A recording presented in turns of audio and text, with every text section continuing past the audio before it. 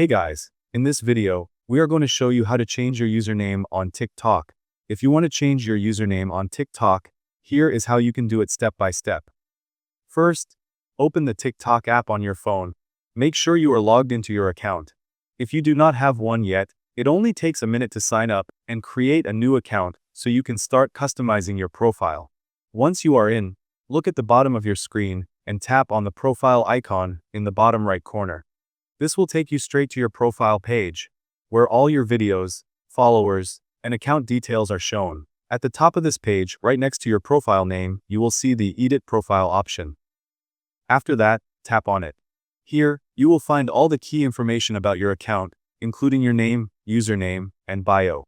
Now, tap directly on the Username field. This is where you can make any changes. You can delete your old username and type in a new one of your choice.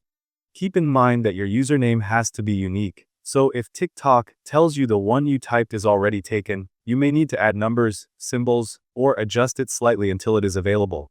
Once you are happy with your new username, look at the top right corner and tap the Save option. This will confirm your changes. And that's it.